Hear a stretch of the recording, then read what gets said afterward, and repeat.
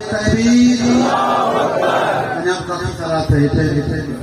نعرہ تکبیر نعرہ تکبیر نعرہ رسالت نعرہ رسالت نعرہ رسالت نعرہ حیدری نعرہ حیدری نعرہ حیدری خاندان زائرات بلندر صلوات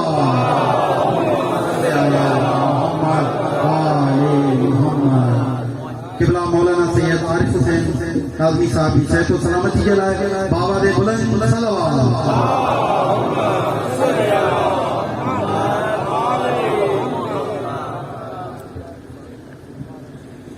اپنے مرحومین کو یاد کرتے ہوئے شہداء جنت الافریہ ناظرین مجلس کے مستمعین سورۃ الفاتحہ بسم اللہ الرحمن الرحیم الحمد للہ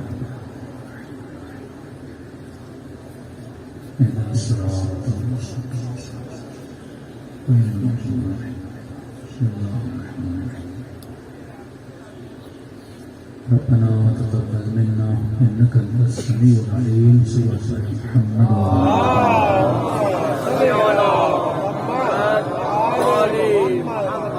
بسم الله الرحمن الرحيم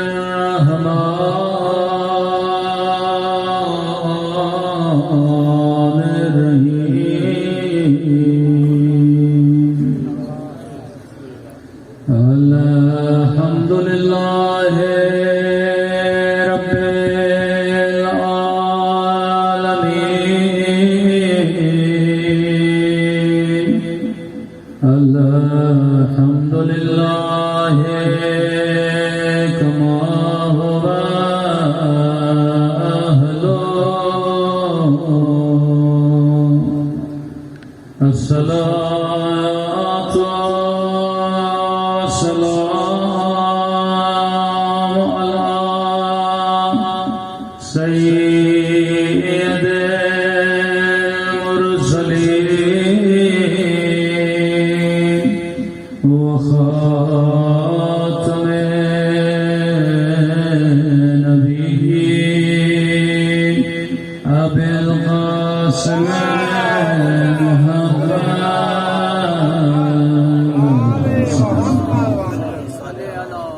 وعلى آله الطيبين الطاهرين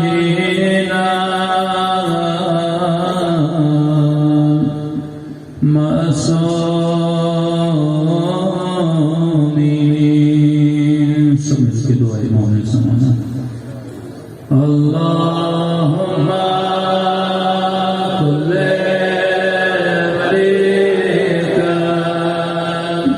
حجة الحسن صلواتك عليه وعلى في هذه الساعة وفي كل وليا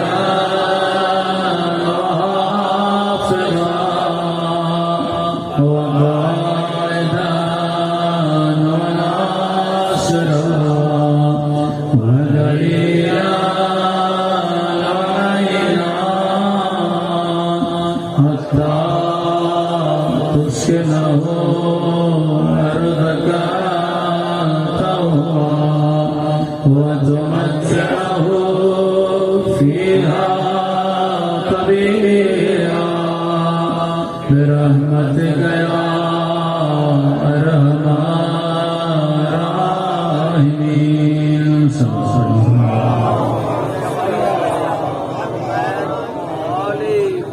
بسم الله الرحمن الرحيم رب اشرح لي صدري ويسر لي أمري واحلل عقدة من لساني يفقهوا قولي أما بعد فقد قال سبحانه وتعالى في محكم كتابه بسم الله الرحمن الرحيم إنما وليكم الله ورسوله والذين آمنوا الذين يقيمون الصلاة ويؤتون الزكاة وهم راكعون صلى الله عليه وسلم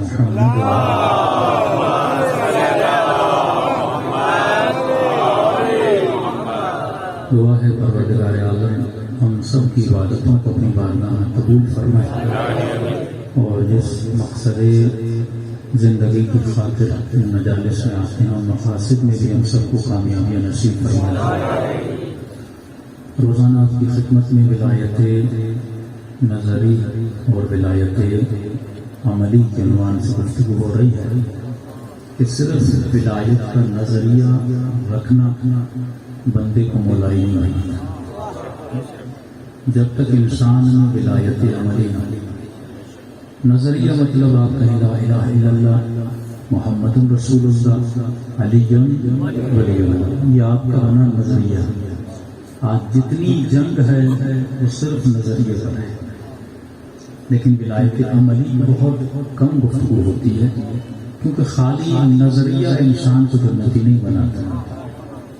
اگر نظریہ جنتی بناتا تو ابو سفیان نے بھی لا الہ الا اللہ کہا، محمد رسول اللہ کہا، یزید نے بھی لا الہ الا اللہ کہا، محمد رسول اللہ کہا۔ اور کل میں نے بتایا کہ نبی خدا اپنے اصحاب کو چیک کرتے تھے کہ یہ صرف محمد رسول اللہ کہتے ہیں یا محمد پر یقین بھی ہے۔ کہ میں نے اونٹ کی مثال دی تھی کہ اونٹ گم ہو گیا اور کہا کہ ڈھونڈ کے لاؤ، تو دل میں کہنے لگے یہ ایسا نبی ہے جسے اپنے اونٹ کا پتہ نہیں۔ تو کچھ ایسے مسلمان تھے جو میدان احد میں رسول کو چھوڑ کے چلے گئے۔ اس کی وجہ یہ تھی کیونکہ آواز بلند ہوئی تھی قد قتل محمد مارے گئے، تو ان کے دل میں شک پیدا ہوا لیاذ باللہ کہیں یہ نبی سچا بھی تھا کہ نہیں، تو اپنی جان کو بچا کے چلے گئے۔ لیکن کچھ وہ تھے جن کے دلوں میں صرف نظریہ نہیں تھا، رسالت پر یقین بھی تھا۔ اور جب یقین ہو تو بندہ ٹوٹی ہوئی تلوار کے ساتھ نبی کا دفاع کرتا رہتا ہے۔ جب یقین ہو تو بندہ موت کے بستر پہ رات کو سو جاتا ہے۔ جب یقین ہو تو بندہ کربلا میں آ کے بیٹھ جاتا ہے۔ یہ یقین ہے جو انسان کے دلوں میں ایمان کو حرکت میں لاتا ہے، اور یقین تب پیدا ہوتا ہے جب صرف نظریہ نہ ہو بلکہ نظریے پر عمل ہو۔ لیکن آج اکثر نظریہ ہے، لا الہ الا اللہ نظریہ ہے، محمد رسول اللہ نظریہ ہے، علی ولی اللہ نظریہ ہے، شان صحابہ نظریہ ہے۔ مسلمان نظریے میں آ کے دھوکہ کھا جاتا ہے۔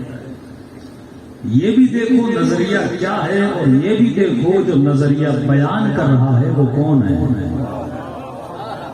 ہم صرف آواز سنتے ہیں لا الہ الا اللہ، بھائی لا الہ الا اللہ کہہ کون رہا ہے؟ کیا لا الہ الا اللہ محمد کہہ رہا ہے یا لا الہ الا اللہ شیطان کہہ رہا ہے؟ شیطان بھی لا الہ الا اللہ کہتا ہے، رسول خدا بھی لا الہ، لیکن تجھے کس سے لا الہ الا اللہ لینا ہے؟ جو سچا ہے، جو صادق ہے۔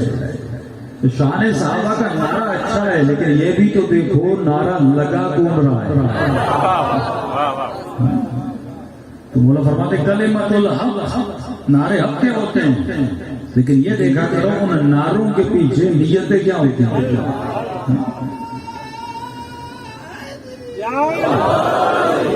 تو انسان جب نیتوں کو دیکھتا ہے تو پتہ چلتا ہے کہ صاحب نیت کون ہے۔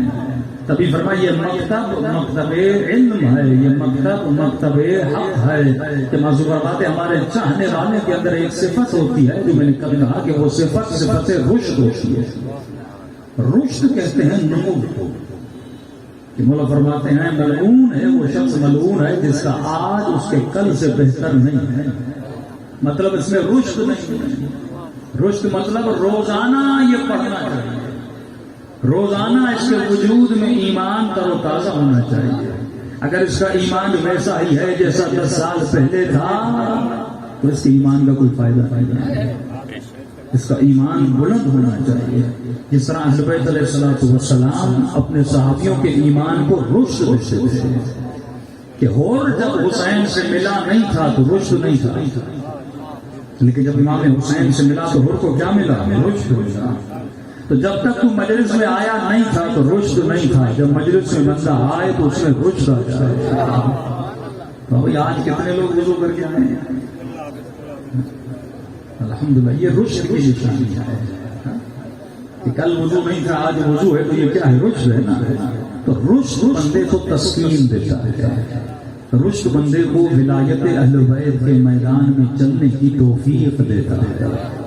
رشد ایسے نہیں ملتا، رشد بندے کو تب ملتا ہے جب بندے کا ہاتھ امام کے ہاتھ کے ساتھ کونوا الصادقین، قرآن کی آیت ہے کہ اے صاحبان ایمان سچوں کے ساتھ جاؤ۔ اصحاب نے پوچھا یا رسول اللہ یہ سچے کون ہیں؟ نبی نے علی کی طرف اشارہ کیا، کہا دیکھ بھی رہے ہو، پوچھ بھی رہے ہو، جو کلام میں سچا ہو، جو کردار میں سچا ہو، جو عمل میں سچا ہو، جو حسب میں سچا ہو، جو نسب میں سچا ہو، یہ وہ ہے جو تمہارے ہاتھ کو، اس کو کہتے ہیں پیوند، یہ وہ ہے جو تمہارے ہاتھ کو اللہ کی توحید کے ہاتھ میں رکھ سکتا ہے۔ اگر ہاتھ ہی بہتر ہو تو بندے کو ہدایت جلدی مل جاتی ہے۔ بچے کا ہاتھ جب تک بڑے کے ہاتھ میں ہے بچہ گم نہیں ہوتا، لیکن جیسے ہاتھ چھوٹ جاتا ہے بچہ گم ہو جاتا ہے۔ تو خبردار کبھی یہ مت کہنا کہ مولانا میں خود متقی بن جاؤں گا، میں خود متقی اور پرہیزگار بن جاؤں گا، میں خود صاحب تقویٰ بن جاؤں گا، اپنی تنہائی اختیار کروں گا اور اس میں تقویٰ کے بلند ترین درجات کو ہے۔ فرمایا نہیں، تقویٰ تب تک نہیں ملتی جب تک ہاتھ امام المتقین کے ہاتھ میں نہ ہو، جب تک تم صادقین کے ساتھ نہیں بنو گے۔ آسان سی مثال دوں، دیکھیے جب آپ کھانا کھاتے ہو نا، جسم بڑا ہے کھانا چھوٹا ہے، اس کھانے کو جب جسم کے حوالے کرتے ہو تو یہ جسم اس کھانے کو ذاکر بنا دیتا ہے۔ کیا بنا دیتا ہے؟ ذاکر۔ کیسے؟ اگر یہ کھانا مومن کے جسم میں جائے، کھانا چھوٹا ہے نا، جسم بڑا ہے، تو جب چھوٹے کو بڑے کے حوالے کرتے ہو تو جسم اس کھانے کو خون میں بدلتا ہے، گوشت میں بدلتا ہے، اور جب یہ خون اور گوشت میں بدل جاتا ہے پھر حسین کی مجلس میں آتے مصلی عبادت پہ آتے تو جو تم نے کھایا اس کو تم نے اپنے بدن میں بدل کے ذاکر بنا دیا ہے۔ اب اگر یہی کھانا کسی ظالم کے جسم میں جائے وہ اسے ذاکر نہیں بنائے گا، وہ اسے ظالم بنا دے گا، وہ اسے شیطان بنا دے گا۔ تو بالکل اسی طرح جب تیرا ہاتھ امام کے ہاتھ میں ہوتا ہے امام تجھے ذاکر بنا دیتا ہے، لیکن جب یہ ہاتھ یزید کے ہاتھ میں چلا جاتا ہے تو یزید کسی کو شمر بناتا ہے، کسی کو اپنے ساتھ بناتا ہے۔ تبھی فرمایا ہادی صادق ہونا چاہیے۔ رسول خدا 40 سال تک نبوت کا اعلان نہیں دیا۔ ہمارا عقیدہ ہے نبی پیدا ہوتے ہی نبی ہوتا ہے۔ کچھ مسلمانوں کا عقیدہ ہے یہ 40 سال کے بعد نبی، ہم کہتے 40 سال کے بعد نبی نہیں، یہ 40 سال کے بعد اعلان نبوت کیا تھا۔ نبی تو بچپن سے تھا کہ فرمایا کنت نبیا آدم بین الماء والطین، میں اس وقت سے نبی تھا جب ابھی آدم پانی اور مٹی کے درمیان تھا۔ پھر ضرورت کیا تھی کہ 40 سال کے بعد اعلان کیا؟ یا رسول اللہ 20 سال کے بعد اعلان کرتے، 25 سال کے بعد اعلان کرتے، پر میرے حبیب 40 سال پہلے خود کو منوا پھر مجھے منوا۔ یہ ہے تقدیر کردار کے ذریعے سے۔ پہلے یہ عرب کے کافر مشرک تجھے امین کہیں، نبی پہ بڑے الزام لگے، کسی نے کہا یہ ساحر ہے، کسی نے کہا یہ مجنون ہے، لیکن کبھی بھی کسی نے یہ نہیں کہا کہ الیاذ باللہ یہ جھوٹا ہے۔ کتنی بھی دشمنی بھی کہتے تھے یہ امین ہے۔ اب جب امین ہے تو جو کہے گا وہ بھی تو سچ ہو سکتا ہے۔ تو میں اس لیے کہتا ہوں مسلمان اگر عقل سے سوچے تو یہ عقل انسان کو ہدایت دلاتی ہے۔ ہم ہمارے معنوں کے لقب ہم نے نہیں رکھے، لوگوں نے دی۔ 40 سال 50 سال 20 سال اس معاشرے میں زندگی کی تو کسی نے کہا یہ مشکل کشا ہے، مشکل کشا ہم نے نہیں کہا، لوگوں نے علی کو مشکل کشا کہا۔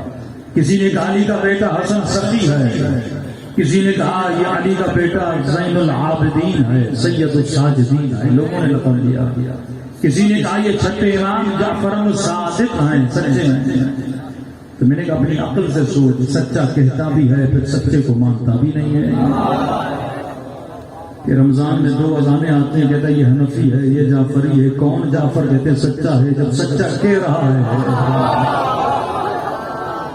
مان کیوں نہیں رہا؟ تو آپ نے دیکھا کہ مسلمان نظریوں کو پکڑا ہوا ہے، اس نے سوچا نہیں جو میں نے نظریہ بنایا، جو میں نے نعرہ لگایا وہ نعرہ کیسا تھا؟ کہ بڑے تعجب سے میں ٹی وی پہ دیکھ رہا تھا امام محمد باقر علیہ الصلوۃ والسلام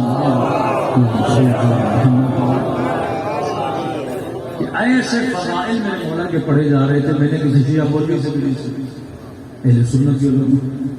پھر مجھے حیرت ہو رہی تھی، پڑھ بھی رہے ہیں، بتا بھی رہے ہیں، اتنا علم تھا. وقت کے حاکم نے بلایا، بڑھاپا میرے مولا پہ آ چکا ہے، اور امام کی عزت کو کم کرنے کے لیے اس نے مقابلہ رکھا تیر اندازی کا کہ یہ بوڑھا ہے، نشانہ لگا نہیں پائے گا. تو امام نے کہا کہ بڑھاپا آ گیا ہے، چھوڑ دے. کہتا نہیں، آپ بنو ہاشم کے جوان ہو اور سنا ہے آپ جنگ میں بڑے تیز ہوتے ہیں. اس نے امام کو دیا، امام نے 3 مارے، وہیں جہاں پہلا لگا وہیں 2 دوسرے لگے. تو دیکھ بھی رہے ہیں شجاعت میں، علم میں، حسب میں، نسب میں، ہر چیز کی آگے ہے.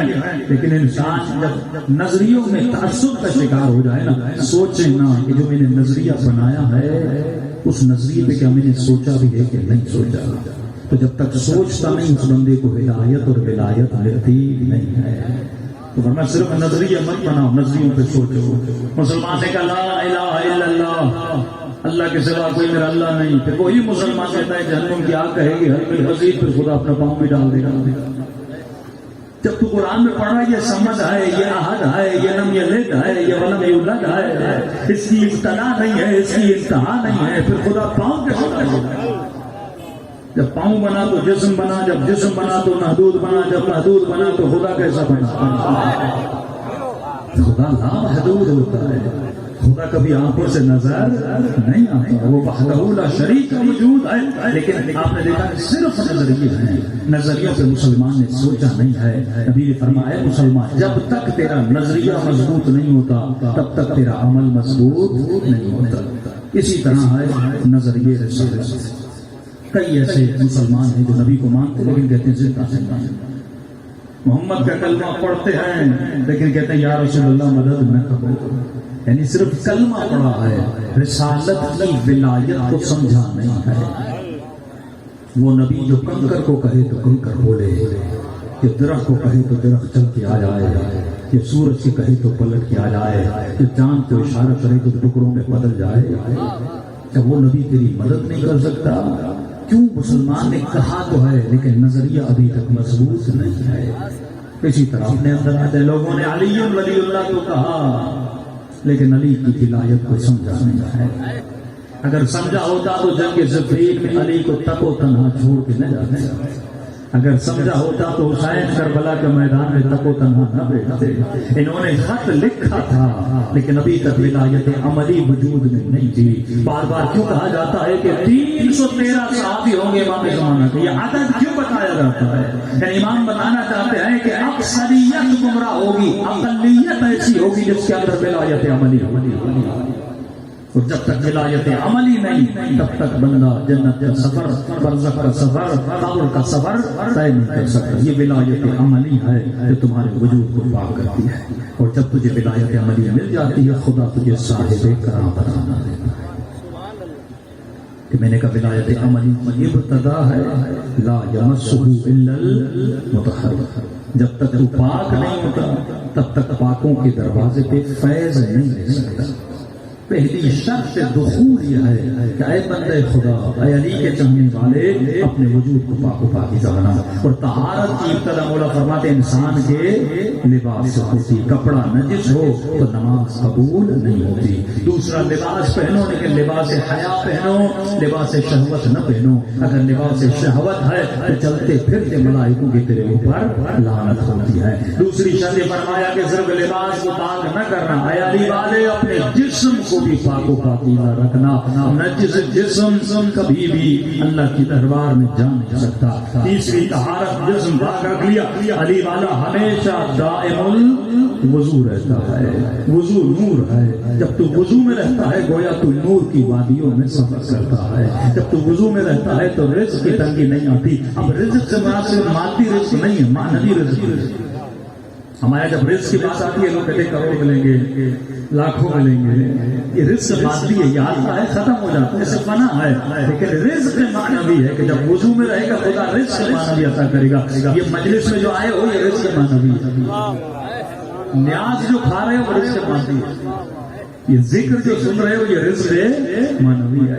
امام حسین کی زیارت ہو جائے یہ رزق معنوی ہے. کسی فرشتے کی زیارت ہو جائے رزق معنوی ہے.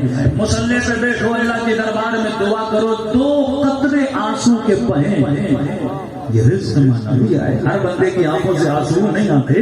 فرمایا رزق اللہ عطا کرتا ہے. جب تو نور میں رہتا ہے نورانی بن جاتا ہے. دوسرا تو خداوند متعال تیرے چہرے میں کشش پیدا کرتا ہے. لوگوں کے دلوں میں تمہاری محبت کو ڈال دیتا ہے اگر تو ہمیشہ قائم الوضو رہے. چوتھی شرط ہم نے بتائی صرف یہ 3 چیزوں کو پاک نہیں کرنا. یہ ظاہر ہے لباس پاک ہوا بدن پاک ہوا وضو کر لیا اب ظاہراً آپ سارے پاک ہو گئے. لیکن ہو سکتا ہے کہ کوئی حافظ قرآن ہو لیکن اندر سے نجس ہے. یہ خوارج کے ماتھوں پہ سجدوں کے نشان. حافظ قرآن تو مولا علی فرماتے ابن عباس قرآن سے بحث نہ کرنا حدیث پڑھنا. یہ محکم متشابہ کو ملا دیتے ہیں. اتنی قرآن کی آیتیں ان کو یاد تھیں سارے حافظ قرآن کہ مولا فرماتے علی کو کسی کو مارنے میں اتنی تکلیف نہیں ہوئی جتنی خوارج کو. علی کن کو مار رہے تھے؟ ماتھوں پہ سجدوں کے نشان حافظ قرآن نماز شب پڑھنے والے. لیکن کیا ہے وجود نجس تھا. جب بندے کا ہاتھ امام کے ہاتھ میں نہ ہو تو اس کا لا الہ الا اللہ کہنا بھی کسی کام کا نہیں ہے. لا الہ الا اللہ حصنی من دخل حصنی امن من عذابی. لا الہ الا اللہ ملعا ہے جس کے اندر داخل ہو جائے اسے نجات مل جاتی ہے. لیکن فرماتے ہیں شرطها و شروطها وانا من شروطها. لیکن شرط و شرائط ہیں اور اس کی شرط میں رضا مطلب اس کی شرط امام ہے. لا الہ الا اللہ کہے لیکن ہاتھ امام کے ہاتھ میں رہے. یعنی اگر لا الہ الا اللہ کہے پر امام وقت کو نہ مانے اس کا لا الہ الا اللہ کسی کا نہیں. لا الہ الا اللہ کہے لیکن ولی خدا کو نہ مانے اس کو کبھی بھی فیض نہیں مل سکتا. تو فرمایا باطن بھی پاک ہونا چاہیے. بندہ کتنی بھی نمازیں پڑھے لیکن امام کے سامنے کھڑا ہو جائے ولی خدا کے سامنے کھڑا ہو جائے اس کی نماز کا کوئی فائدہ نہیں ہے. تو لا الہ الا اللہ تب فائدہ دیتا ہے جب بندہ ولی خدا کے ساتھ ہمراہ ہوتا ہے. اور ولی خدا کے ساتھ کب چل سکتا ہے جب بندہ پاک ہوتا ہے. جب بندہ نجس ہے تو کبھی بھی لا یمسہ الا المطہرون کا ہمراہ نہیں ہو سکتا. تو فرمایا باطنی طہارت کی ضروری ہے. مولا باطن کو کیسے پاس کروں؟ ابتدا آنکھوں سے ہوتی ہے. اے جماعت جس طرح علم کا احترام ضروری ہے نا اسی طرح ان آنکھوں کا بھی احترام ضروری ہے.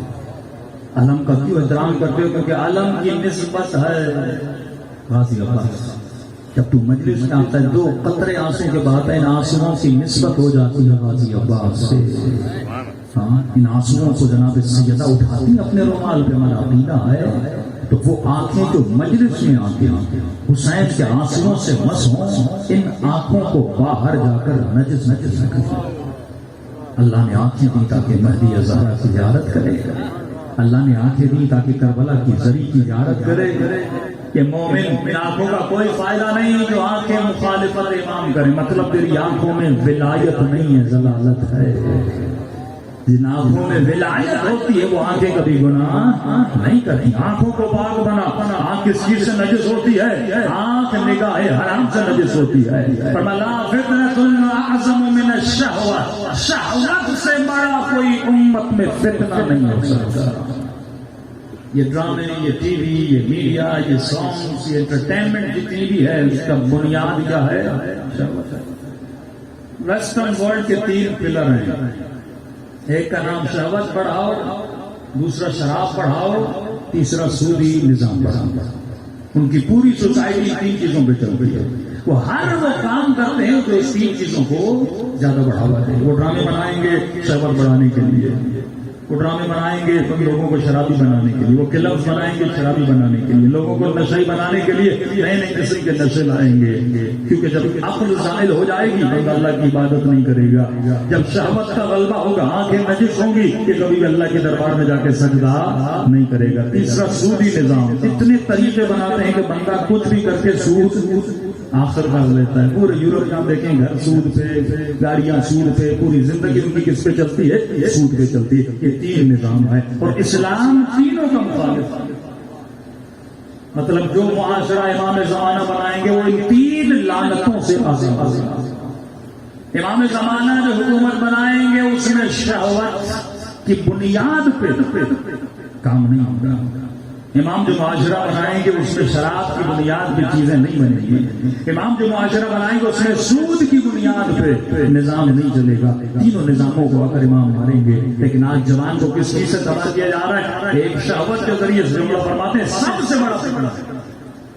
یعنی آپ دیکھیں گاڑی کا وظیفہ اس میں بھی عورت, جس میں عورت کا لینا دینا نہیں اس میں بھی عورت. جگہ جگہ پہ خاتون کو لایا جاتا ہے کیونکہ خاتون منبع شہوت ہے. مرد اس کی طرف اٹریکٹ ہو رہا ہے. تب امام نے فرمایا کہ عورت کے لیے بہترین جگہ اس کا اپنا گھر ہے.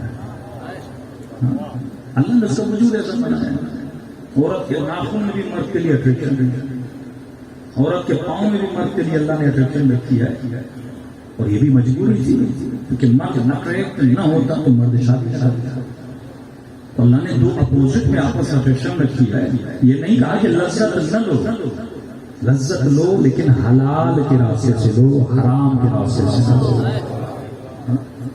اسلام لذتوں کا خلاف نہیں ہے, اسلام حرام لذتوں کے خلاف ہے. کہتا جب تیری پیاس حلال سے بجھ سکتی ہے تو حرام کی طرف کیا جاتا ہے.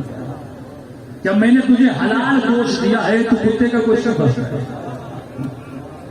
بکری کا گوشت لذیذ ترین, اتنے اچھے گوشت نہیں ہے لیکن انگریز کو خنزیر کرتا ہے. انسان جب عقل سے گرتا ہے انسان اپنا دشمن بن جاتا ہے.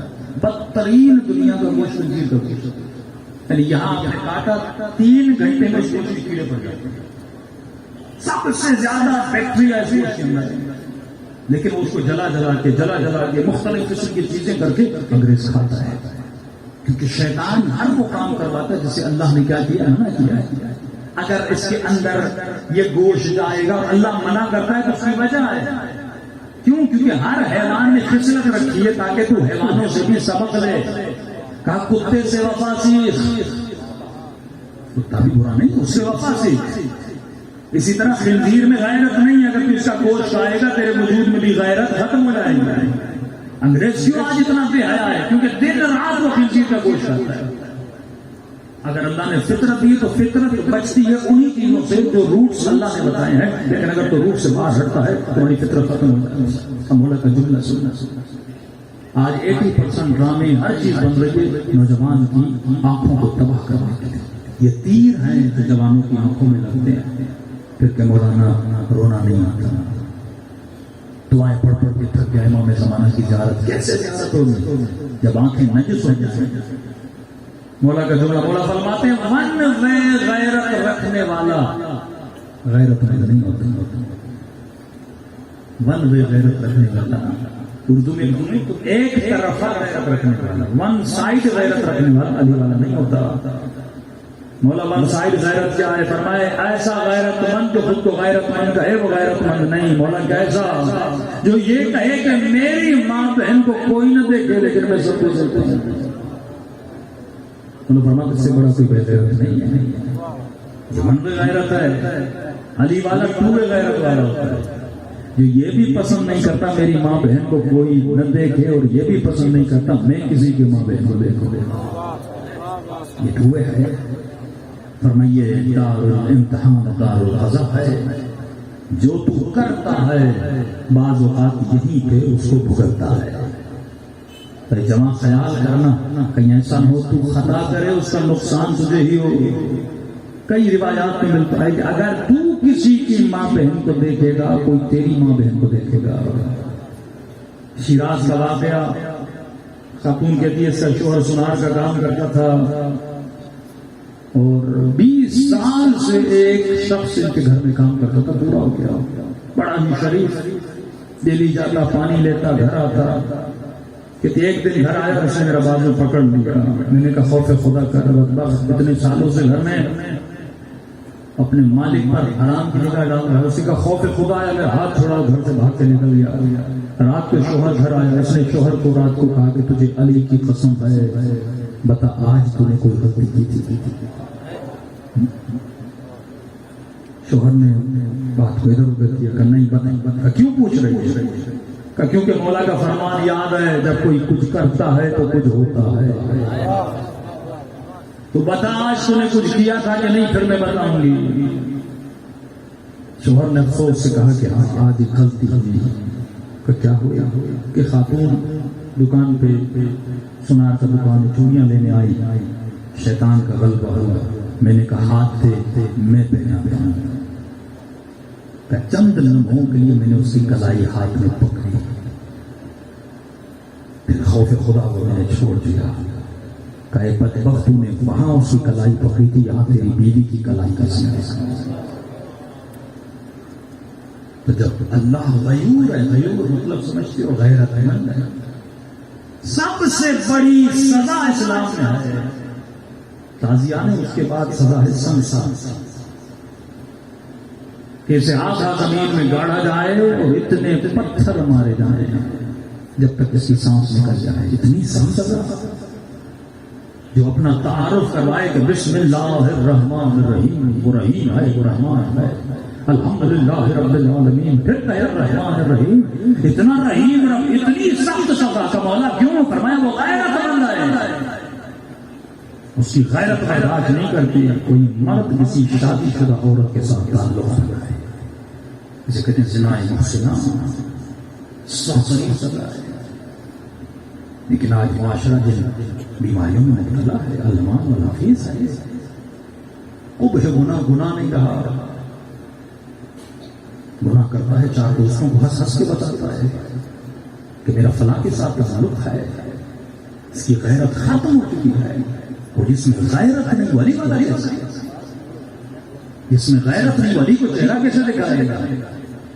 ارے تیرے مولا کی آنکھوں میں اتنا حیا تھا، اتنا حیا، جنگ صفین میں اگر امر عاص کو علی مار دیتے تو پوری جنگ علی کے ہاتھ میں تھی، لیکن وہ بھی جانتا تھا کہ جو میرا پیچھا کر رہا ہے وہ صاحب حیا۔ تاریخ میں اس نے اپنے کپڑے اتار دیے نا، کیا ہوتا؟ علی مار دیتے، گردن کاٹ دیتے، جنگ کا خلاصہ ہو جاتا، لیکن علی نے اپنی آنکھوں کو پھیر دیا، کیونکہ علی کی آنکھیں کبھی بے حیائی پہ پڑی ہی نہیں۔ حضرت امام علی علیہ السلام بآواز بلندر صلوات، کیونکہ نہ یہ نجاست کے قریب جاتے ہیں، نہ نجاست ان کے قریب آتی ہے۔ بھائی جوان کو بڑا گناہ کا معاشرہ ہے، آج گناہ بڑا آسان ہے۔ آج ایک واٹس ایپ، ایک میسج، ایک فون زندگیوں کو تباہ برباد کر دیتا ہے۔ پہلے بیٹی کی تربیت کر، پھر اسے موبائل دے۔ جیسے اپنے بچوں کو یہ کھلونوں کی طرح چیزیں نہ دیا کرو، دیتے بھی ہو تو صرف نکال دے کے دیا کرو۔ ہر وہ ذریعہ جو کنیکشن بنانے کا باعث بنے اسے توڑ دو۔ ہاں اگر بچے کی تربیت کی ہے تو پھر تو، اور دیتے ہو تو بیٹی ہو یا بیٹا ہو، بتا دو کہ بیٹا موبائل دے رہا ہوں، لیکن جب دل کرے گا موبائل چیک کر دیں۔ پرائیویسی کا اسلام میں پرائیویسی کا کانسیپٹ ہے ہی نہیں۔ باپ کے لیے بیٹے کی کون سی پرائیویسی؟ بیٹی کی ماں کے لیے کون سی پرائیویسی؟ جب یہ آ جائے نا کہ بابا میری پرائیویسی ہے، میرا موبائل ہے، یہ انگریز کا تصور ہے کہ 10 سال کی بچی ہوتی ہے، کمرے میں اکیلی بیٹھتی ہے، باپ بھی نوک کر کے جاتا ہے۔ ہاں اخلاقاً نوک کرنا چاہیے انسان کے سال میں، لیکن اس کا یہ مطلب نہیں کہ اس کا لیپ ٹاپ چیک نہ کرے، اس کی موبائل چیک نہ کرے۔ پرائیویسی کی حدود ہوتی ہے، ہاں پوچھ کے موبائل لو، لیکن جب دیکھو کہ کوئی موبائل نہیں دے رہا مطلب کھوٹ ہے۔ جب بندہ صاف ہے تو موبائل کیوں نہیں دے رہا ہے؟ تو ایسے چیزیں نہ دیا کرو، یعنی خود اپنے بچوں کو ہلاکت میں نہ ڈالا کرو۔ ایسے اسباب فراہم کر دیتے ہو، پوری رات بچہ سو رہا ہے انٹرنیٹ دے دیتے ہو، اتنی شیاطین نے اتنی اجازت بھری خوراک نیٹ پہ رکھی ہوئی، آپ کو کیا پتا آپ کا بچہ کیا دیکھ رہا ہے؟ کیا اپنے بچے کو وداؤٹ ڈرائیونگ سکھائے گاڑی ہو گئی؟ ہے کوئی ایسا بات کہتا نہیں مولانا تو گاڑی کا ایکسیڈنٹ کرے گا، گاڑی کا نقصان ہوگا، دوسرا اپنا نقصان کرے گا، تیسرا لوگوں کا نقصان کرے گا، کیونکہ یہ مال ہے ایسے جو محبت ہے۔ لیکن بچے کو گمراہی میں ڈال دیتے ہو اور اسے سکھاتے نہیں اپنے ایمان کو بچانا کیسے ہے، اسے اپنے نفس کو ڈرائیو کرنا سکھا کہ میرے لال جس طرح گاڑی کو ڈرائیو کیا جاتا ہے اس میں اسپیڈ بھی ہوتی ہے، اس میں بریک بھی ہوتی ہے، اسی طرح اس نفس کو ڈرائیو کرنا سکھا کہ کہاں علی کی طرح بریک لگانا ہے۔ جب وہ علی کے چہرے سے لعاب دہن پہنتا ہے تو مولا نے اپنے غصے پہ بریک لگائی کہ نہیں لگائی؟ یہ بریک ہے نا. مولا کے گھر پہ حملہ ہوتا ہے، دروازے کو آگ لگ جاتی ہے، لیکن علی تلوار نہیں نکال رہی. یہ بریک ہے نا. کب مجھے تلوار نکالنی ہے، کب مجھے تلوار نہیں نکالنی، کب زبان سے بولنا ہے اور کب نہیں بولنا ہے. یہی سلیقہ اور طریقہ ہے جو اہل بیت سے کہا. سخت ترین سزا اسلام میں زنا ہے. شادی شدہ مرد، شادی شدہ عورت، کنوارا مرد شادی شدہ عورت کے ساتھ تعلق ہونا ہے. یہاں تک لوگ فقہی مسائل سے آشنا نہیں ہیں، علی کر کے چلے جاتے ہیں، لیکن زندگی جہنمی بن گئی ہے. کہتے مولانا ایک عورت سے پیار ہوا، تعلق تھا، اس نے شوہر سے طلاق لیے، کیا تو شادی کر سکتا؟ میں نے کہا تم مکتب علی کا مطالعہ ہے. اگر کسی کا شادی شدہ عورت کے ساتھ تعلق تھا، اگر وہ عورت طلاق بھی لے لے، پوری زندگی یہ تیرے اوپر حرام ہے. پوری زندگی حرام ہے، حرام آباد ہے، کبھی تجھے شادی نہیں کر سکتا. کئی لوگ شادی کر کے رکھے ہیں، بچے تیرے ولد الحرام پیدا ہوں گے، ولد الزنا پیدا ہوں گے. لوگوں کو پتا نہیں. ایک خدا کو اس گناہ پہ بڑی غیرت ہے، دوسرا مرد کا مرد کے ساتھ تعلق رکھنا. یہ ویسٹرن ورڈ ہے، لیسبین گے کا تصور ہے. میں نے کہا اس کے معاشرے کی بنیاد شہوت ہے. وہ ہر اس تعلق کو ایکسپٹ کرتا ہے جس میں شہوت ہو، وہ کسی کے ساتھ بھی ہو. اللہ اس گناہ کی سزا بھی قتل ہے. یا پہاڑ سے اس کو نیچے پھینکو، یا آگ میں زندہ جلنا، یا زندہ دفن کرو جس نے ایسا گناہ کیا ہے. اور الجل کہنے والوں یاد رکھنا، امام آئیں گے آتے سزا دیں گے، معافی نہیں ہے. معافی تب تک ہے جب تک ظہور نہیں. جب ظہور ہوا تو ہر گناہ کی سزا ملے. اتنا مکتب یہ خیرت کا مکتب ہے. مولا کے پاس لوگ آتے تھے، علی میں نے گناہ کیا، فرماتے تھے خبردار خاموش ہو جاؤ. علی کو بتاؤ گے تو علی سزا دے گا، چاہے میرا چاہنے والا کیوں نہیں. یعنی میں نے امام نے کہا خاموش ہو جا. تیسری بار کہا تو علی سزا دے گا. تیسری بار بھی کہہ دیا تو علی نے سزا دے دی. فرمایا خاموشی بہتر ہے. نہ گناہ کا ذکر کسی سے کرنا. اگر احساس گناہ ہوا ہے فوراً اللہ کے دربار میں جا کر توبہ مانگ.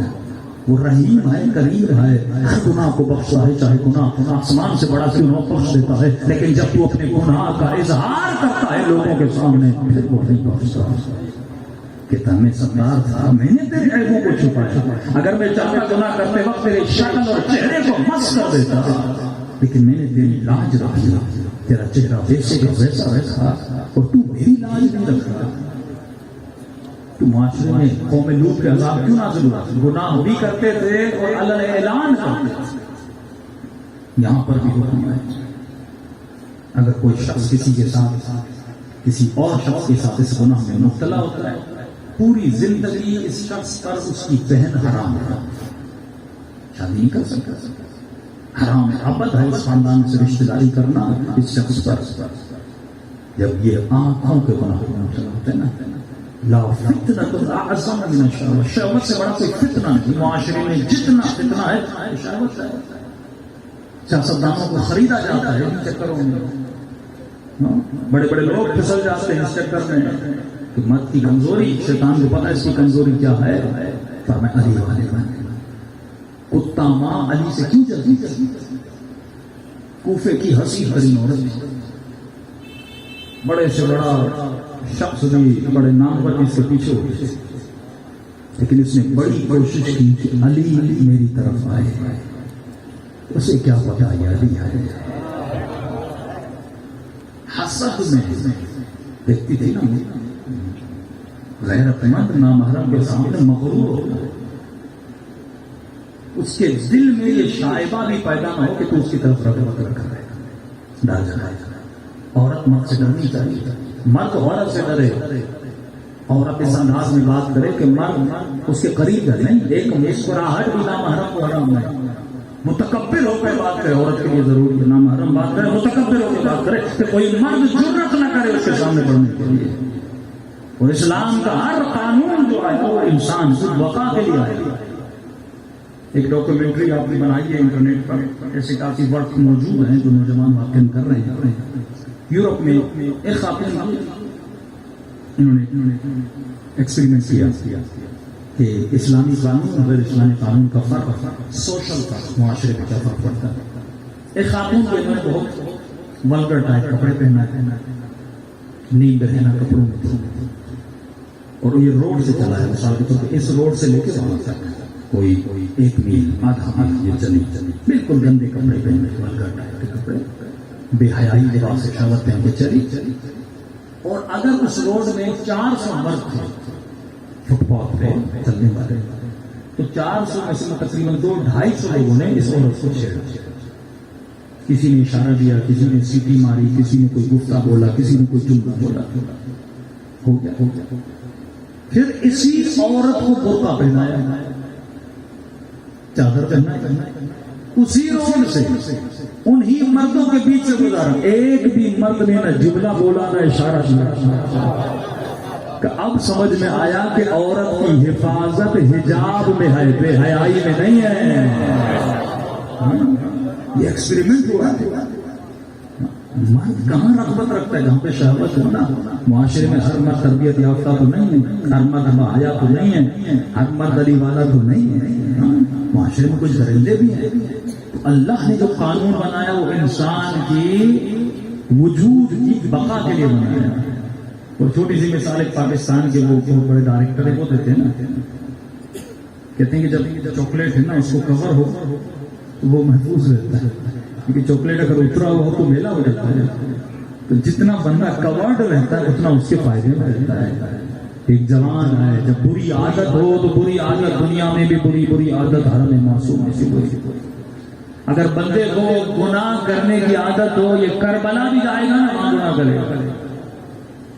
اگر اسے نگاہ حرام کی عادت ہو، یہ مشہد بھی چلا جائے نا تو حرم امام رضا میں بھی گناہ کرے گا.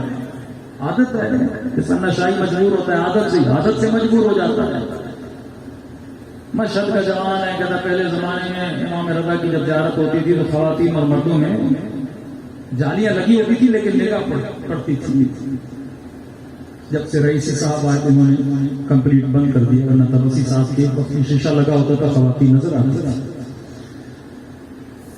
تو کہتے ہیں امام رضا کی ذریعے کی زیارت بھی کر رہا تھا اور نگاہ خواتین پر بھی تھی. حرم امام، حضور امام میں. لیکن بندے کو عادت ہو تو ولایت نہیں ہے نا. ولایت کنٹرول کا نام ہے، ولایت ضبط کا نام ہے، ولایت تقویٰ کا نام ہے، ولایت وادیت طہارت میں قدم رکھنے کا نام ہے. لیکن جس نے صرف زبان سے امام رضا کہا، مولا علی کہا، نعرہ مارا ہو، زبانی شیعہ ہے، ابھی تک عملی ولایت میں نہیں آیا. خاتون پہ نگاہ پڑی، اس نے حرام کی نگاہ سے اسے دیکھا اور صرف دیکھا نہیں، اس کی طرف دیکھ کر مسکرایا. زیارت کے بعد رات کو گھر گیا، خواب کے عالم میں کیا دیکھتا ہے کہ امام رضا کا حرم ہے، میں حرم کے اندر ہوں، زری کی طرف جاتا ہوں اور زری کے سامنے امام رضا کرسی پر بیٹھے. آگے بڑھا، میں نے امام رضا کو سلام کیا لیکن مولا نے اپنا سر پھیر دیا. کہتے ہیں اور آگے بڑھا، جس کرسی پر امام رضا بیٹھے تھے میں نے اس کرسی کو لادنا اور مولا زمین پہ گر گئے. نیند سے اٹھا کے میرا جگر پھٹ رہا تھا، رونے لگا کہ یہ میں نے کیا کیا، جس چیز کا تصور بھی میں نے زندگی میں نہیں کیا وہ میں نے خواب میں کر دیا. ارے میں نے اپنے امام کے ساتھ ایسی حرکت کی. کہتے ہیں ہفتہ گزر گیا میں روتا رہا، امام رضا میں تو جہنمی بن گیا، اپنے امام کے ساتھ ایسا کام کیا. کہتے ہیں بہت بڑے عالم بولے، روتے روتے میں نے کہا عجیب خواب دیکھا، مجھے پتہ نہیں لگ رہا اس خواب کی تعبیر کیا ہے.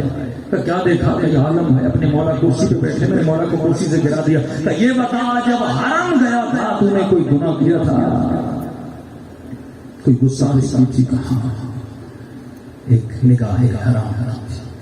کہ مولا تجھے بتانا چاہتے ہیں جب تو ہمارے محضر میں گناہ کرتا ہے یہ اس توہین کے برابر ہے.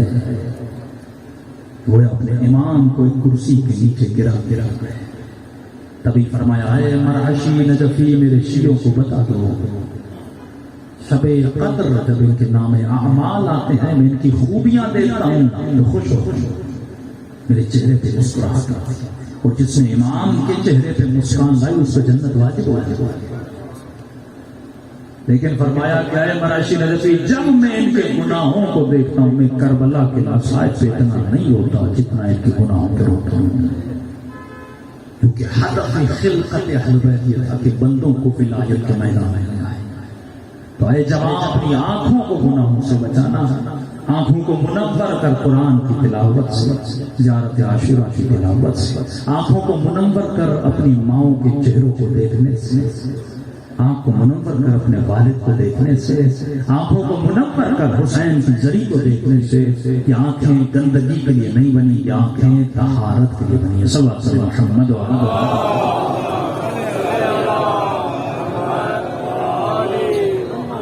تو ایک ہے آنکھ کو پاک آنکھ پاک نہیں بندے کا کوئی عمل قبول نہیں.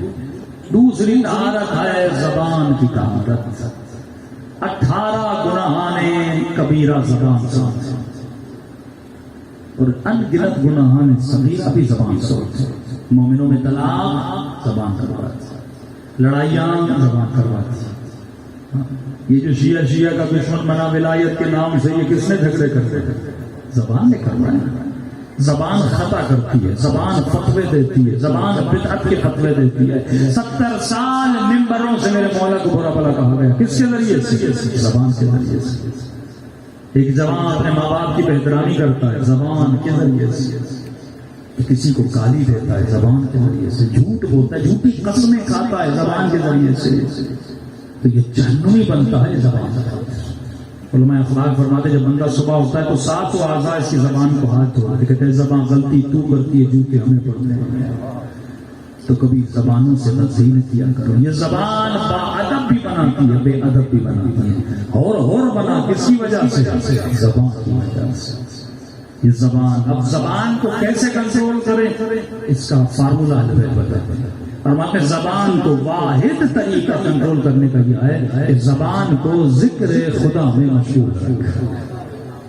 ہر علی والے کے ہاتھ میں تصویر ہونی چاہیے. چائنا کی تصویر چھوٹی چھوٹی آ گئی ہیں کچھ بھی نہ ہونا. گاڑی میں جا رہے فضول باتیں کرتے جا رہے ہو. بہترین کام یہ ہے کہ زبان سے ذکر پروردگار عالم کا. اور اللہ کہتا ہے اذکرونی اذکرکم تو مجھے یہاں یاد کر میں تجھے وہاں یاد کروں. تو دنیا میں ملے گا.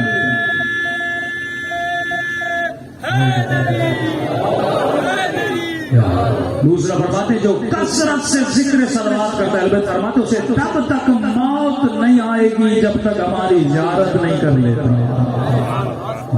یہ زبان عرش لے جاتی ہے اور یہی زبان بندے کو امام حسین کے قتل کا فتویٰ زبان دینا ہے.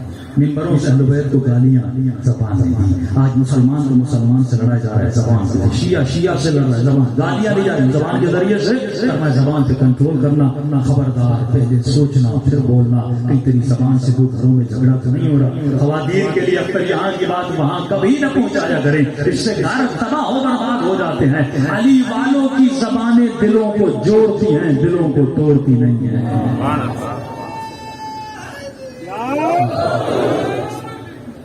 لیکن آج جوانوں میں گالیاں دینے کی بڑی بری عادت ہے.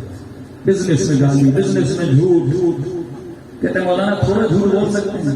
لیکن کہ تھوڑا کیا ہوتا ہے یہ تو تھوڑی شراب پی سکتے ہیں. نہیں قطرہ بھی حرام ہے. نجاست تو نجاست ہے نا تھوڑی کوئی زیادہ ہو. میں نے کیا مطلب تھوڑا جھوٹ. کہتے ہیں مولانا پھر دکان پہ چیزیں بکتی نہیں ہیں.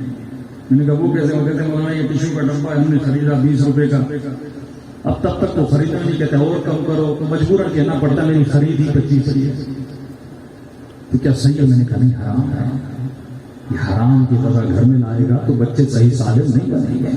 تو فرمایا زبان کو ہمیشہ ذکر پروردگار ہے. اب کون سا ذکر بہترین ذکر ہے. قرآن 6 سورتیں ہیں جن کو کہا جاتا ہے مسبحہ. یعنی ہر وہ سورہ جو سبح اور یسبح سے شروع ہو اگر ڈیلی بیسس پہ انسان پڑھے تو تقریباً ہر معصوم کی زیارت اس کو خواب کے عالم میں ہو جاتی ہے. مجرب ترین ذکر کی خواتین نے فون کر کے بتایا کہ مولانا ہم نے شروع کیا ہے، خاتون نے کہا مجھے 4 معصوموں کی زیارت ہوتی ہے۔ میں نے کہا کہاں پہ کہتی؟ جب شام گئی سیدہ زینب سے روزے کی زیارت کی، رات کو بی بی زینب کو خواب کیا ہو جاتا ہے۔ کربلا گئی امام حسین، مولا علی اور ایک اور بیوی تھی، ان کی مجھے زیارت ہو گئی۔ بڑا آسان ہے لیکن انسان زبان پر کنٹرول کرے۔ فرمایا پیٹ کا روزہ رکھنا آسان ہے، زبان کا روزہ رکھنا مشکل ہے۔ ایک فارمولہ بتا رہا ہوں، کر کے دیکھیے گا۔ جس نبی کو جو مشکل تھی قرآن میں، جس نبی کو جو مشکل تھی، اللہ نے اس نبی کو جو کہا اس نے وہ کیا، اس کی مشکل حل ہو گئی۔ آپ بھی دیکھیے اگر وہی مشکل ہے وہی کام کریں تو وہ مشکل کیا ہو جائے گی؟ حل ہو جائے گی۔ بس حضرت زکریا کو اولاد نہیں تھی، اللہ نے کہا زکریا نہ بولنے کا روزہ رکھو، انہوں نے روزہ رکھا۔ اس کے بعد اللہ نے گھر میں اولاد عطا کی۔ جناب سیدہ کی ولادت سے پہلے اللہ نے کہا حبیب کسی سے کلام نہ کر، اس کے بعد جنت سے پھل آیا کھایا، پھر جناب سیدہ کی ولادت ہوئی۔ تو کوشش کر کے دیکھیے 3 دن بندہ کے اعتکاف میں کیوں بیٹھا جاتا ہے؟ اعتکاف میں کسی سے بولا نہ کریں۔ آج کل نیا رواج آ گیا کہ اعتکاف والے ایک دوسرے کے ساتھ باتیں کرتے ہیں، نہیں، کوشش کرو کہ 3 دن بندوں سے بات نہ کرو، اللہ سے بات کرو۔ یہاں قرآن پڑھو، جب رسول خدا فائدے بتاتے تھے تو اصحاب رسول اپنی زبانوں پہ پتھر رکھتے تھے۔ آیت اللہ عظمہ قاضی 4 سال کسی سے بات نہیں کی، تبھی قاضی خمینی جیسے تباہی جیسے آیت اللہ بہجت جیسے شاگرد آیت اللہ قاضی کے کیوں کبھی کسی سے کلام نہیں کیا۔ ان کے شاگرد ان کے پاس جاتے تھے، کہتے تھے میں پریشان ہو گیا قاضی وادی السلام جاتے تھے، اب ہم جاتے ہیں نا وادی السلام ایسے چکر لا کے واپس جاتے ہیں۔ کہتا میں دیکھتا تھا ڈیلی 2 گھنٹے وادی السلام جاتے تھے اور بیٹھ کے قبروں کو دیکھتے رہتے تھے۔ کہتے میں سوچتا تھا اللہ کرتے کیا، خاموشی سے قبروں کو دیکھ رہے ہیں۔ کہتا اس رات میں ارادہ کیا کہ تہران جاؤں، کل آقا کے درس میں گیا اور میں نے کہا قبلہ مجھے آخری درس سے آپ کے پاس آیا، ابھی میں نے بتایا نہیں تہران جانا ہے۔ انہوں نے کہا تیرے لیے بہتر نہیں ہے کہ تو تہران جائے۔ اب میں سوچنے لگا کہ آغا قاضی کو کیسے پتا چلا کہ میرے ذہن میں کیا ہے؟ پھر انہوں نے کہا میرے لال جو تیرے ذہن میں جانتے مجھے کیسے پتا چلا؟ اگر میں 2 گھنٹہ قبرستان میں نہ بیٹھوں یہ سب کچھ مجھے نہ ملے۔ تو جب قبروں کے سامنے جا کے 2 گھنٹہ ذکر پروردگار عالم کرتے ہو، رات کے اندھیروں میں جب ذکر خدا کرتے ہو تو خدا تیرے باطن کی آنکھوں کو کھول لیتا ہے، تجھے صاحب کرامت بنا دیتا ہے۔ صلوات پڑھیں محمد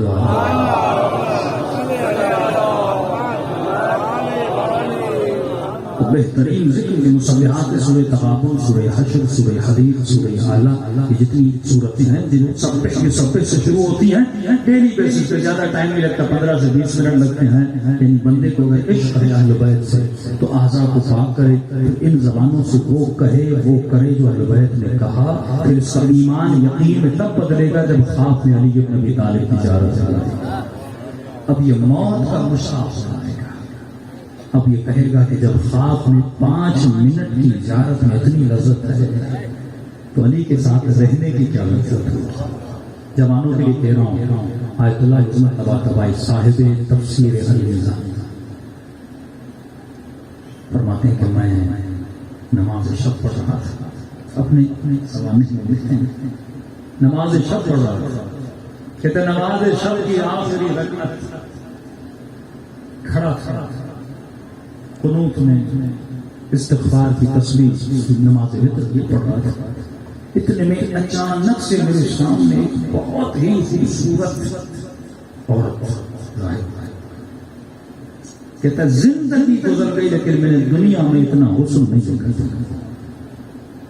اتنی حسین کہ جس کو دیکھنے کے بعد آپ ایسے سمجھیں، کہتا ہے کہ انسان کا وجود اس کے عشق میں کھڑا ہوا، ایسا حسن جس حسن کو ہم دنیا میں نہیں دیکھا۔ کہتا ہے میرے سامنے ظاہر ہوئی اور ہلکی سی مسکان تھی اس کے چہرے پر اور گویا مجھے اپنی طرف دعوت آ رہی تھی۔ یہ امتحان ہوتا ہے اللہ کا اور افاظ۔ کہتا ہے دل کر رہا تھا استغفار جلدی ختم کروں، نماز ختم ہو اس کے پاس جاؤں۔ کہتا وہی اندر سے آواز آئی قاضی یہ زیادہ حسین ہے یا جس نے اسے بنایا ہے؟ جو ایسا حسن بنا سکتا ہے وہ ایسے سینکڑوں بنا سکتا ہے. کہتا میں سمجھ کے اللہ میرا امتحان دے رہا ہے کہ میں اسے چھوڑ کے اس کی طرف جاتا ہوں، خالق کو چھوڑ کے مخلوق کی طرف جاتا ہوں. میں نے کہا اللہ کچھ بھی ہو جائے تو میں جاؤں گا نہیں. کہتے جو تصویر 300 مرتبہ پڑھنی تھی میں نے 1000 مرتبہ پڑھ لی، یہاں تک کہ میرے نگاہوں سے غائب ہو گئی. کہتے میں سمجھ رہا تھا یہ وجود حور العین تھا جو میرے سامنے ظاہر ہوا ہے. لیکن لکھتے ہیں کہ اے جوانوں پوری زندگی حسرت رہی میں اس سے مل جانا. پھر کہتے امام کی حدیث پڑھی کہ جو انسان زندگی ایسے گزارتا ہے جیسے اہل بیت نے کہی، نگاہ حرام پر پڑی نگاہوں کو جھکاتا ہے. کہتے اللہم اعطنی من فضلک، اے خدا اپنے فضل سے مجھے عطا فرما. کہتے مولا کی حدیث پڑھی شب امام کی، جب ایسا بندہ دنیا سے جاتا ہے یہاں روح پرواز کرے گی اور جب وہاں آنکھیں کھلیں گی تو اس کا سر حور العین کی گود میں پڑا ہوگا. تو ایسی نعمتیں خدا جوانوں کو وہاں عطا کرتا ہے جو جوان یہاں پہ عفت کے ساتھ زندگی گزارتے ہیں. لیکن جس نے عفت کے ساتھ زندگی نہیں گزاری تو بھائی جو ملک لہم وزت ہے مزہ. پھر قیامت کا عذاب بڑا دردناک ہے.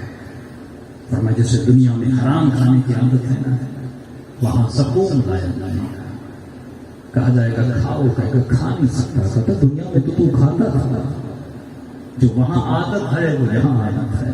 لیکن جسے دنیا میں اللہ کے نور کو دیکھنے کی عادت ہو، مرنے کے بعد بھی نور خدا کی زیارت کرے گا. امام خمینی بیٹے کے خواب میں آئے کہ بابا آپ کا سفر برزخ کا کیسے گزرا؟ کہ بیٹا مشکل تھا لیکن میں گزر گیا. آیت اللہ عظمہ گرو جردی اتنے بڑے مرجع ایک عالم کے خواب میں آئے اور قبلہ آپ کا حساب کیسے گزرا؟ جب میں میدان حساب میں کھڑا ہوا تو رب نے مجھے کہا کہ گرو جلدی حساب دے، اتنا خمس مال امام تو نے کہاں پہ خرچ کیا؟ تو اگر گرو جلدی کہتے ہیں پروردگارہ حساب میرے ہاتھ میں نہیں تھا، میرا اکاؤنٹنٹ تھا، وہ لوگوں کو دیتا تھا.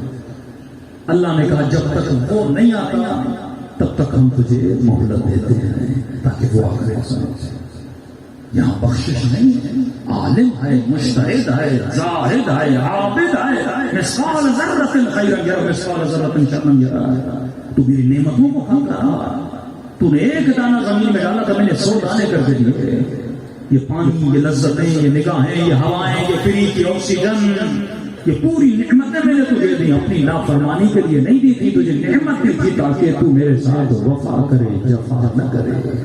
اور جب وفا کرتا ہے تو نعمت کو 100 گنا بڑھا کر دیتا ہوں، لیکن جفا کرتا ہے وَإِنَّ عَذَابِي لَشَدِيدٌ.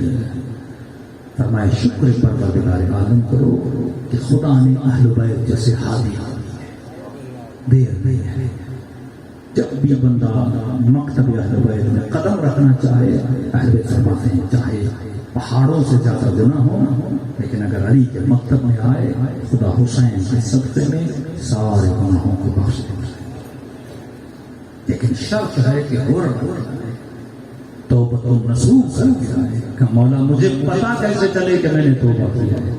کہ اگر آئے ہماری دربار میں گناہ سے توبہ کرے، یہ نیت کر کے آیا کرو. اگر دل میں احساس، مولا کون سا احساس ہو، مثلا تو نشہ کرتا تھا، نگاہ حرام میں مبتلا تھا، شرابی تھا یا زانی تھا، جو بھی گناہ تو کرتا تھا، اگر اہل بیت کی دربار لا کے توبہ کرے، مولا مجھے کیسے پتا چلے میری توبہ قبول ہوئی؟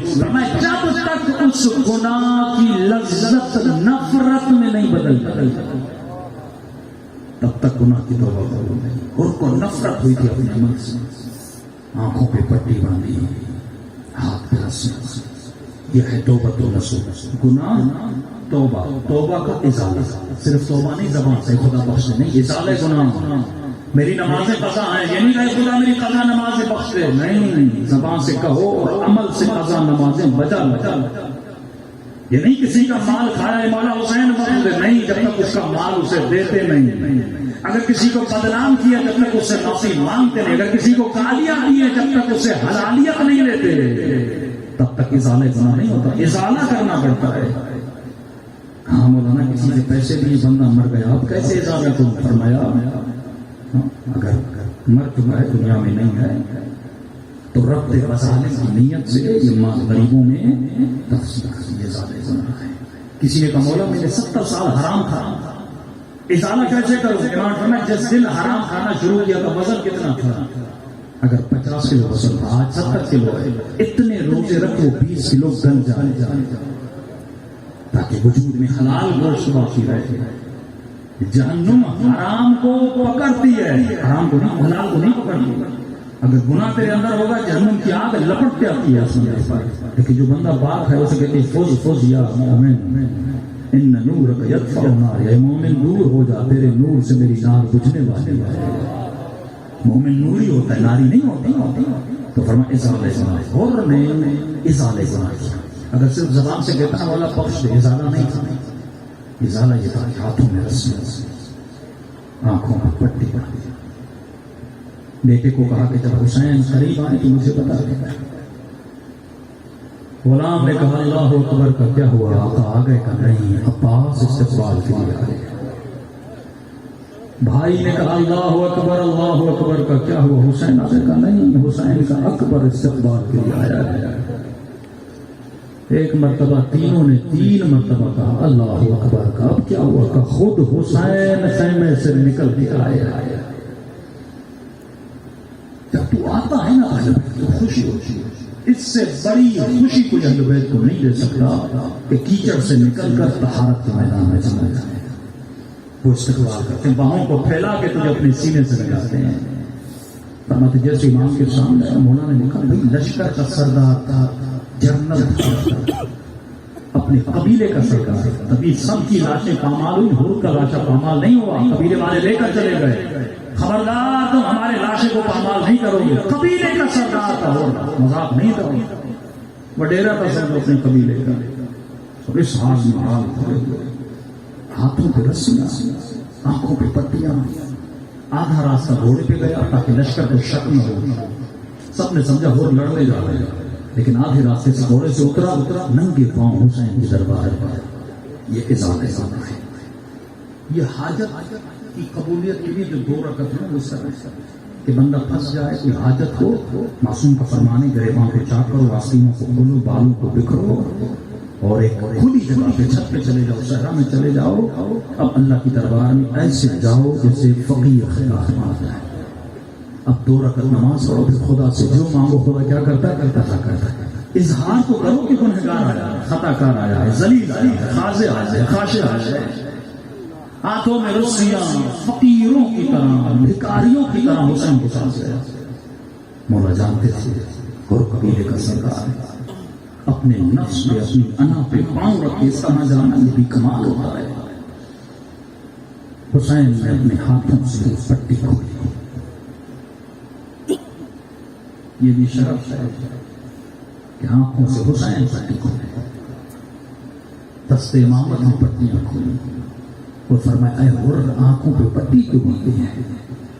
رو کر کہا اے کاش اندھا ہو جاتا. کبھی امام کی آنکھوں میں آنکھیں ڈال کے نہ دیکھا. مولا میں نے غصہ نہیں، میں نے خطا کار کو بخشی، جو سزا دیں اور تیار ہے، لیکن بس راضی ہو جائیں، معاف نہ دیں. مولا مسکرائے، پھر ہاتھوں سے رسی اے کاش کوئی کوفے کی بازار میں زینب کی رسیاں سے. حسین نے حر کے ہاتھوں سے رسیاں کھولی کہ حر ہاتھوں کو باندھ کے کیوں آیا ہے؟ کہ مولا اے کاش ہاتھ کٹ جاتے کبھی حسین کی گھوڑے کی لگام میں نہ جاتے. اتنی بدتمیزی، اتنی احترامی کی مولا. اللہ موت دے دیتا لیکن میں یہ کام نہ کرتا.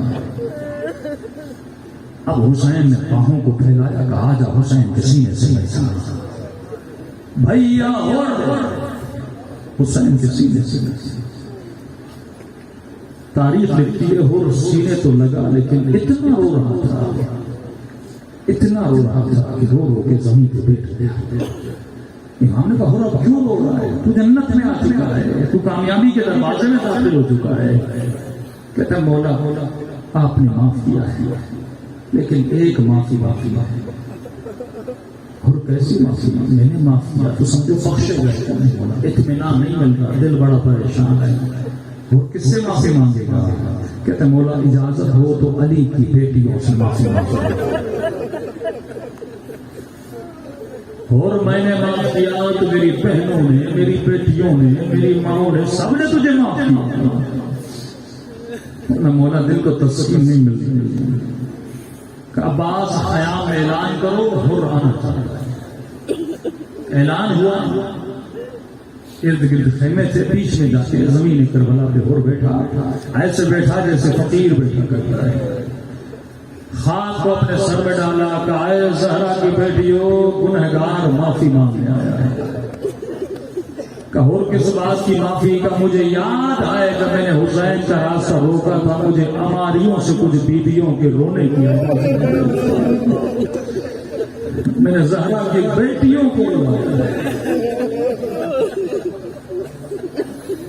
بڑے خوش ہوتے تھے جب کوئی ان کی ماں کا احترام کرتا تھا، اور بڑا دکھ ہوتا تھا حسین کو جب اس کی ماں کو کوئی دربار میں کھڑا کرتا۔ فرمایا خیموں میں جب دہائیوں کی آواز پہنچی کہ زینب نے کون محمد کو بلایا، بچوں یہ کون ہے؟ کہ اماں جس نے ماموں کا راستہ روکا تھا معافی مانگا ہے۔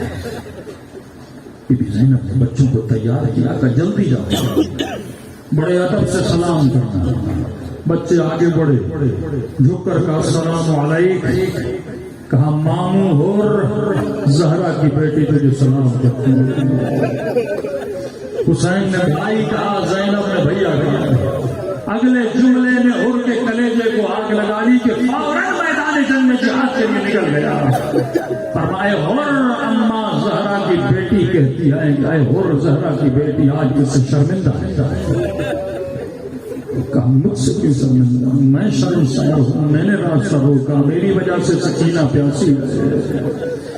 کہ ہر علی کے گھر پہ جب بھی کوئی آیا کبھی خالی ہاتھ نہیں گیا، آج پلانے کے لیے پانی نہیں ہے، کھلانے کے لیے کھانا نہیں ہے۔ اس جملے میں سیدہ زینب نے ہر کے کلیجے کو گویا آگ لگا لی، فوراً اٹھا کر مولا جہاد کے میدان میں جانا چاہتا ہے۔ حسین نے بھی روکا نہیں، کیونکہ حسین جانتے تھے جتنا ہو روکے گا اتنی تکلیف ہوگی، کیونکہ وقت گزرتا جائے گا، بچے بار بار آئیں گے، بابا پیاس لگی ہے، بابا پیاس لگی ہے، تو وہ تو جانتا ہے میں نے راستہ روکا تھا، میں نے پانی پیا تھا، میں نے اس پورے ظالم لشکر کو پانی پلایا تھا۔ تو امام نے چاہا کہ ہور جلدی چلا جائے تاکہ ہور کی تکلیف بھی جلدی ختم ہو جائے۔ کربلا کے چند اصحاب ہیں جن کا سر حسین نے اپنی گود میں رکھا، ان میں سے جون ہے اور ہے، اور جب سر گود میں رکھا ہور نے کہا مولا اب راضی ہوئی۔ امام نے کہا ہور تیری ماں کتنی شریف ہے۔ کہا حسین نے جملہ کیوں کہا؟ شاید ہور کے دل میں ہو کہ حسین نے میری ماں کے لیے کیوں بولا تھا تیری ماں تجھ پہ روئے۔ مولا نے چاہا یہ بھی ہور کے دل سے نکالے گا کہ ہور ادب کیا ہور کی ماں کا، کیونکہ ہور نے زہرا کا ادب کیا کہ ہور تیری ماں کتنی شریف تھی جس نے تجھ جیسا بیٹا زمین کو دیا۔ واقعہ دور ہے کہ مولا آپ راضی ہوئے کہ میں میری ماں زہرا بھی تجھ سے راضی ہے۔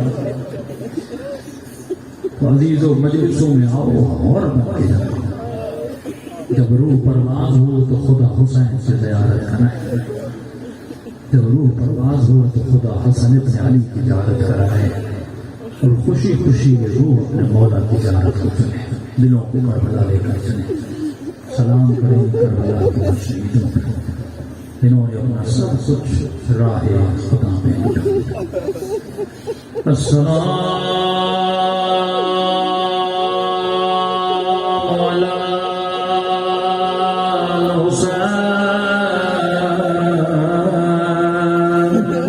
وعلى علي بن وعلى أولاد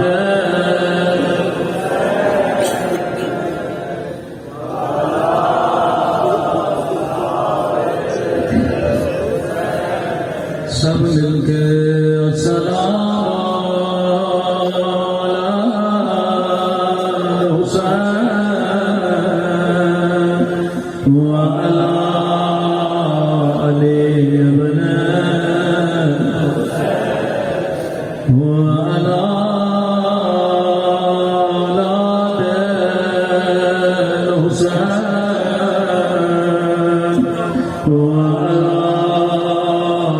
أصحابه سب مل کے ایسے پکارو جیسے زینب نے پکارا تھا ایسے حسین حسین کرو جیسے سکینہ نے بابا کو پکارا تھا آج تیرے رونے پہ پابندی نہیں ہے لیکن جب بیویاں روتی تھی کوئی تماچے مارتا تھا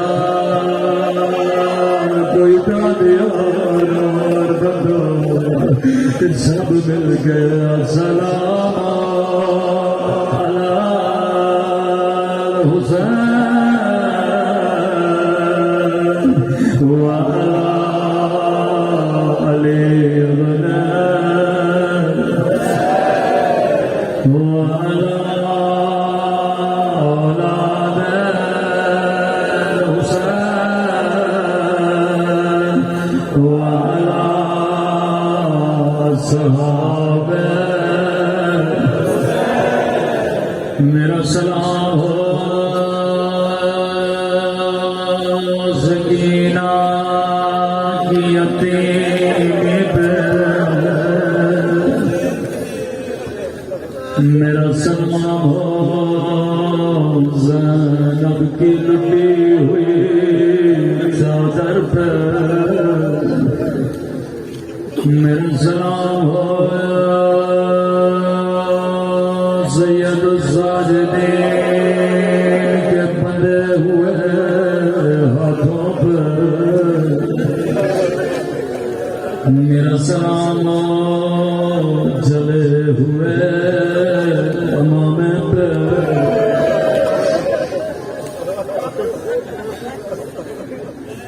اللہ کسی بھائی کو بہن کی یتیمی نہ دکھائے اللہ کسی بھائی کو بہن کا پردہ لکھتے ہوئے نہ دکھائے اللہ کسی بہن کو بھائی کا پامال لاشا نہ دکھائے اللہ تم سب کو تلے زینبیہ کی زیارت کروائے کبھی تلے زینیہ پہ کھڑے ہو کر رأس الحسین کا مقام دیکھا کرو یہاں سے زینب نے بھائی کا گلا کٹتے ہوئے دیکھا تھا بڑی مظلومہ بیگم ام المصائب تبھی امام زمانہ نے فرمایا مومن جب بھی میرے ظہور کی دعا کرو خدا کو میری پپی زینب کا واسطہ دیا کرو اللہ ہر واسطہ رد کرتا ہے لیکن زینب کا واسطہ کبھی رد نہیں کرتا عجیب زندگی ہے بیوی فرمایا جب بیوی کا بچپنا تھا تو بی بی نما زہرا کی ٹوٹی پسلیاں دیکھے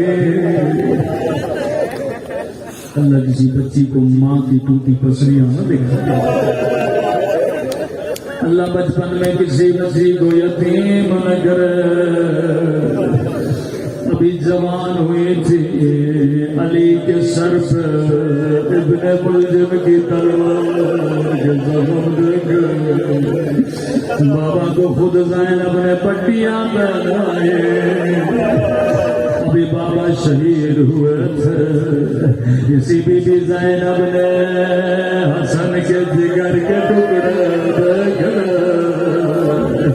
سفید کفن پہنایا تھا لیکن اسی کفن سے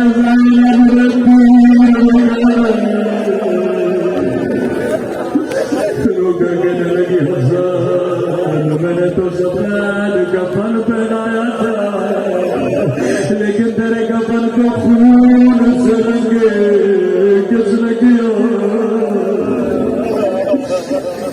یہ جوانی کا دن تھا، لیکن ہائے زینب کا بڑھاپا، کربلا کربلا کربلا، 11 محرم کا دن آیا، زینب نے حسین کا لاشا تیروں پہ دیکھا، عجب نہیں آواز آئی ہوگی بہن زینب، تم نے حسن کے جنازے سے تیر نکالے، کیا حسین کے جنازے سے نکالے گے؟ آواز آئی ہوگی حسین نکالو، پر کیسے نکالو؟ وہ میرے ہاتھ پسے کر دے،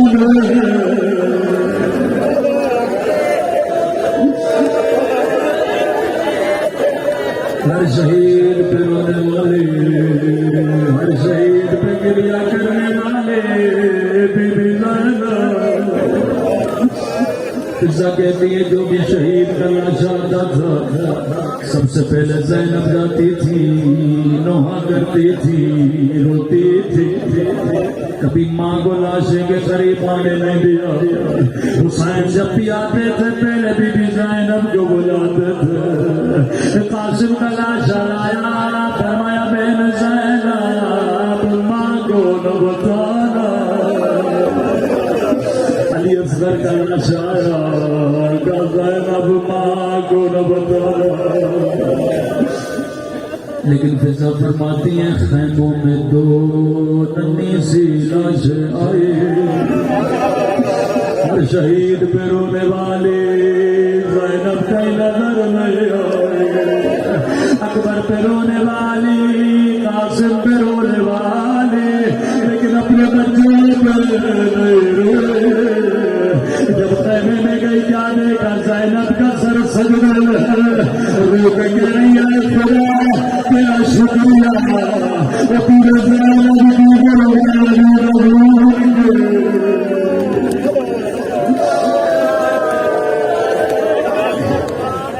تو قافلہ چلتا تھا، علی اکبر کے سر کو دیکھتی تھی بڑا روتی تھی، قاسم کو دیکھتی تھی بڑا روتی تھی، عباس کی کٹی گردن کو دیکھتی تھی رو کے کہتی تھی عباس میری چادر پہ بڑا رنگ تھا، عباس میری چادر لٹ گئی۔ کبھی اکبر کا نوحہ پڑے، کبھی قاسم کا نوحہ پڑے، لیکن زینب نے کبھی اپنے بچوں پہ گریہ نہ کیا۔ فرمایا شام کا زندان، رہائی کا وقت قریب آیا، ہر سر زندان میں لایا گیا، اکبر کا سر آیا، اکبر کی ماں نے گود میں لیا، علی اصغر کا سر آیا، رباب نے گود میں لیا، قاسم کا سر آیا، قاسم کی ماں نے لیا، حسین کا سر آیا، زینب نے گود میں لیا، لیکن رابی کہتا ہے دو کٹی ہوئی گردن آئی، لیکن زینب سر سر لانے والے نے کہا کہ سروں کی ماں مر گئی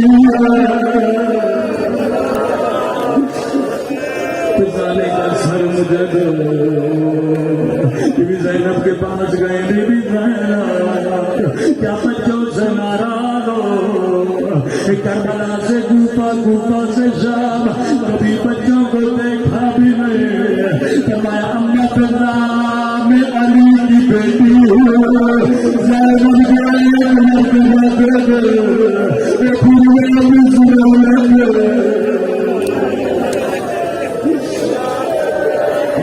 کربلا گیا، جہنم منایا، اکبر پہ روئی، قاسم پہ روئی، فرات کے کنارے عباس پہ روئی، لیکن پتا کہتی ہے میں نے نہیں دیکھا زینب کبھی اور محمد پہ روئی۔ قافلہ مدینے پہنچا، بی بی نے فرمایا زین العابدین میں سب سے پہلے نانا کے روزے پہ چڑھوں گے۔ روزہ خالی ہوا، اکیلی بی بی زینب روزے پہ گئے، روزے کے دروازے کو بند کیا، رو کر کہنے لگی نانا بڑی دور سے ہمارا پوچھے کہ نہیں زینب کیا لائی ہو، ایک مرتبہ چادر اتاری، ایک کلائیوں کے لانا کی قبر پہ رکھا، او نانا تیری امت نے میری چادر چھینے، اے نانا سمجھ لے مجھے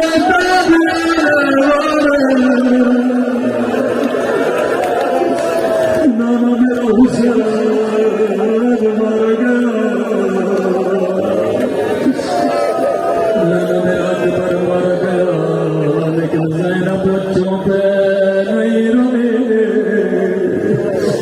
سیدھا ماں کی قبر پہ گئی، کوئی لمبے مسائل نہیں پڑے، بس زینب نے خون بھرا کرتا نکالا، قبر زہرا پہ رکھا، قبر میں زلزلہ آیا، زینب کرتا ہٹا، ماں برداشت نہ کرے گی، رو کر کرنا دل کرتا دیکھا، اسرا کر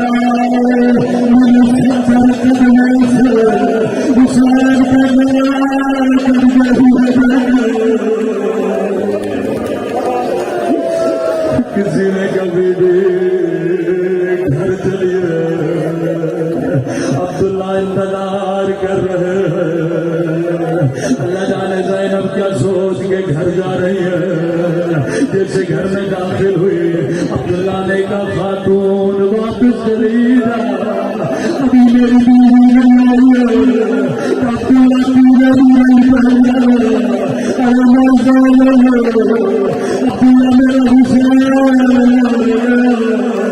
عبداللہ میرا عباس ہوا ہے، لیکن زینب کتنا صبر کرتی، زینب بھی ایک ماں کا نام ہے، کربلا میں بچوں پہ نہیں رہی، نانا کے روزے پہ نہیں رہی، اماں کی قبر پہ نہیں رہی، ایک مرتبہ زینب نے بچوں کا کمرہ کھولا، جو منہ سے مسلح دیکھے، مسلح پر سینے سے لگا، رو کر کہنے لگی بچوں اب زینب کا دل نہیں لگتا، اللہ زینب کو اٹھا لے،